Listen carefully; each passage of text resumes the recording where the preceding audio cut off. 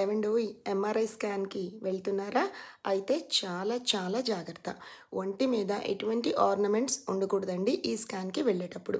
Only patient మాత్రమే ఆ రూమ్‌లోకి వెళ్ళాలి అని వాళ్ళు చెప్తారు. ఇన్‌కేస్ చెప్పకపోయినా నాకు తెలిసింది మీతో షేర్ చేసుకుంటున్నాను. అమెరికాలో 61 సంవత్సరాలున్న వృద్ధుడు ఒక హాస్పిటల్‌కైతే వెళ్ళాడంటండి. న్యూయార్క్‌లో ఎంఆర్ఐ స్కాన్ ఉన్న రూమ్‌కి మెడలో ఒక బరువాటి చైన్ ఏదో ఉందంటండి. Heavy necklace. పాపం ఆ రూమ్‌లోకి వెళ్ళడంతోనే మెషిన్ ఆయన్ని లాగేసుకుంది. అండ్ అక్కడికక్కడే ఆయన చనిపోయారంటండి. ఇదంతా కూడా టైట్ అయిపోయింది. సో, జనరల్‌గా నాకు జరిగిన ఎక్స్‌పీరియన్స్ చెప్తాను. నేను నా హస్బెండ్ కోసం ఒకసారి వెళ్ళానండి. వాళ్ళు చాలా క్లియర్‌గా ఆర్నమెంట్స్ అన్నీ కూడా తీసేస్తారు. అండ్ ఆయన కొంచెం భయపడుతున్నారండి లోపల నుంచోవచ్చా అనంటే, లేదు మేడం నాట్ అలౌడ్ అన్నారు. పొరపాటున ఎవరికన్నా చిన్న పిల్లలకి చేసేటప్పుడు కూడా మేము నుంచోనివ్వమండి అన్నారండి.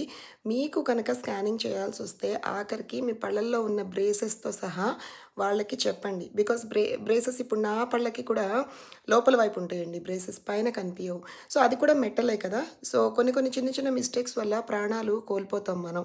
అవన్నీ చాలా క్లియర్‌గా చెప్పి మీరు స్పెషల్లీ స్కానింగ్స్‌కి వెళ్ళినప్పుడు చాలా చాలా జాగ్రత్త అండి. మీరే కాదు మీ ఫ్యామిలీస్ అందరికీ కూడా ఇది షేర్ చేయండి. సరేనా?